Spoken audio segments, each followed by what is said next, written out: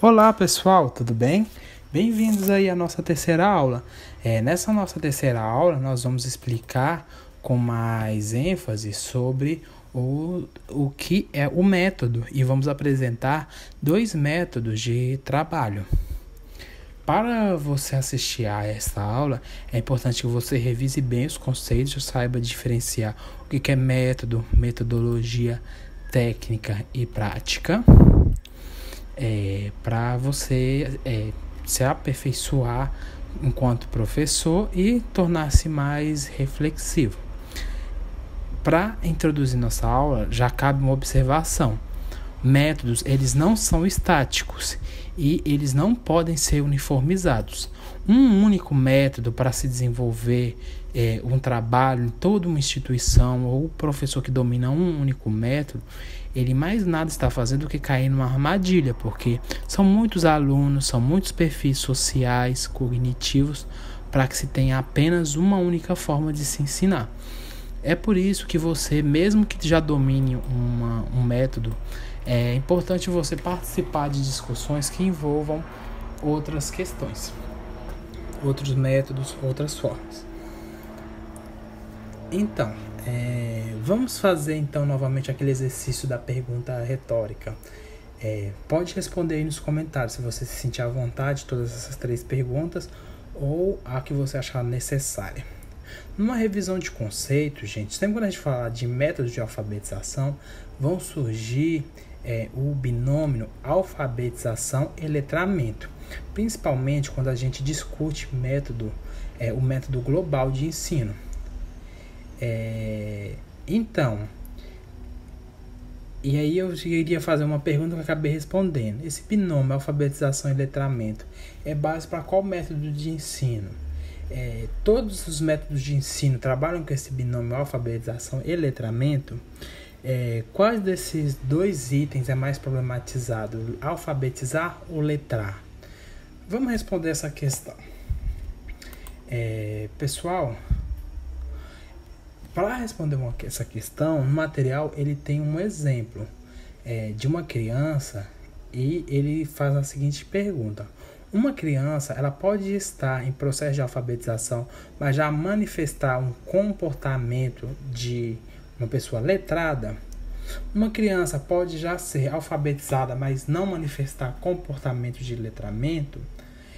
Se a resposta é sim.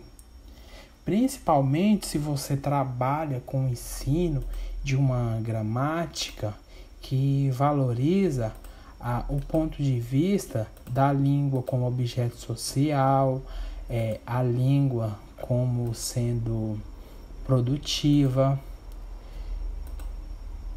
Se você não trabalha com esse binômio e trabalha mais numa gramática prescritiva e teu objetivo é ensino de gramática sistematizado, de sistemas fônicos da língua, pode ser que você venha a dizer que não. Essa pergunta é o que vai diferenciar de maneira muito pesada o método fônico que quer ser empregado aqui no Brasil e o método global que já vem sendo empregado há anos. Esses 2 itens, alfabetização e letramento, eles possuem uma diferença muito grande no sistema de ensino, porque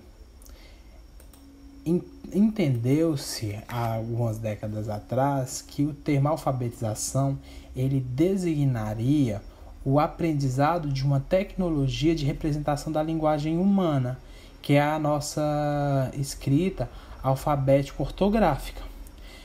Ter o domínio dessa tecnologia, ela envolve um conjunto de conhecimentos e procedimentos relacionados tanto ao funcionamento desse sistema de representação quanto à capacidade motora e cognitiva para manipular os instrumentos e equipamentos de escrita.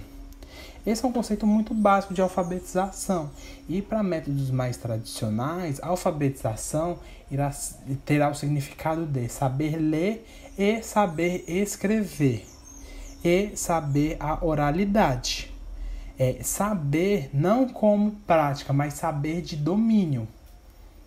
O método global ele já amplia esse conceito de alfabetização e traz uma questão de uso social da língua.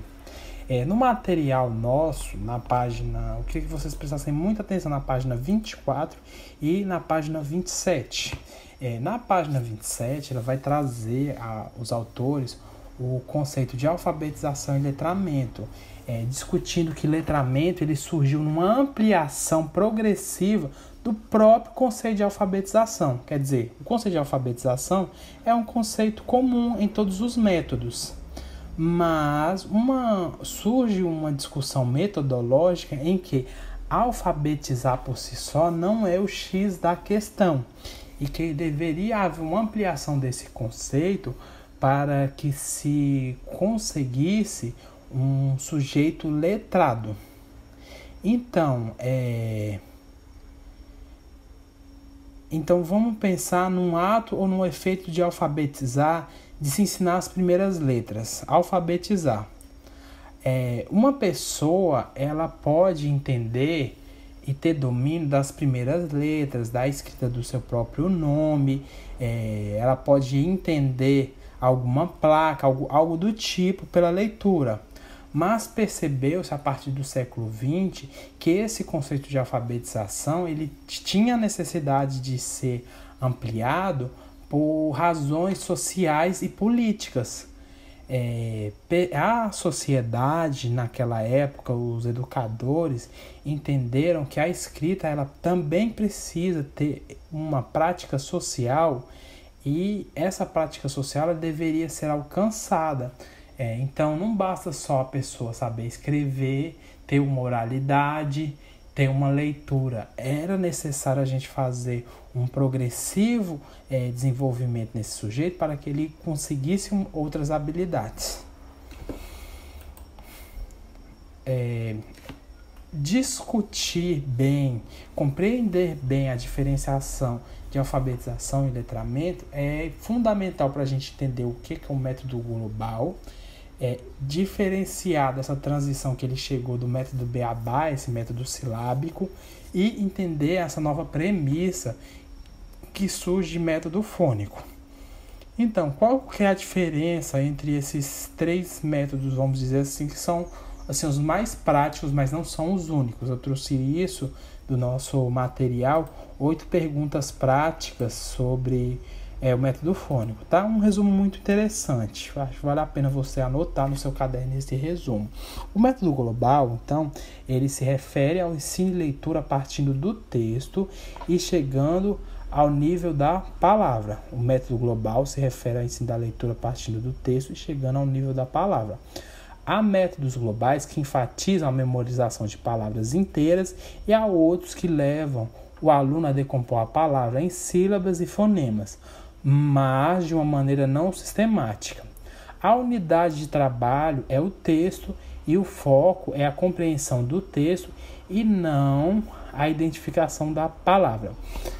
Esse conceito, eu trouxe ele, apesar de haver outros conceitos com o método global, porque uma das principais críticas do método global que os opositores desse método estão fazendo é que não há um ensino muito sistêmico da palavra e da sonoridade da palavra, e que isso deveria existir, tendo em vista que o português é uma língua com uma certa diligência ao sistema fonético, e isso facilitaria o aluno a entender não só a palavra com o desenho, com o contexto, mas que o aluno entenderia a palavra em si e a partir disso ele aprimoraria a sua própria alfabetização.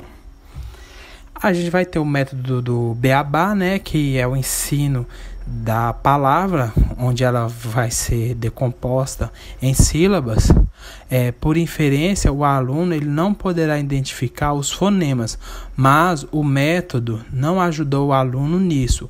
A unidade da palavra a unidade de trabalho é a palavra.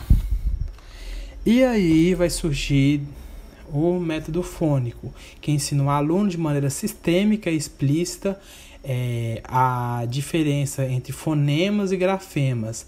A unidade de trabalho é a relação fonema / grafema. Fonema de som e grafema de gráfico, de letra.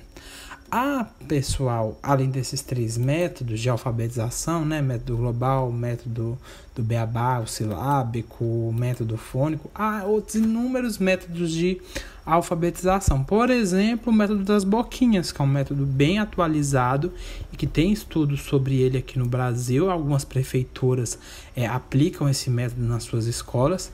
E há outros métodos que não são necessariamente de alfabetização, mas que têm um grande impacto, como, por exemplo, o método Kumon, que basicamente você encontra uma franquia em qualquer cidade que você for, e esse método é muito bem aceito, tendo em vista até mesmo que ele é um método particular, um método pago, e as pessoas o consomem e veem resultado nisso. Eu trouxe só um resumozinho dessas três correntes metodológicas para você conhecer bem eles. Leia os 2 materiais obrigatórios, que é a da alfabetização e letramento, e 8 perguntas sobre o método fônico. Eu só queria chamar a atenção nesse vídeo, a atenção de vocês sobre a questão do letramento, que está sendo uma questão problematizada. Há, inclusive, na fala do secretário de alfabetização, algumas críticas ao sujeito letrado, não ao sujeito letrado, mas a preocupação da escola com o letramento, que é importante que você tome posse por conta própria desse debate para você formar suas próprias conclusões. O que eu posso trazer de conclusões aqui minhas?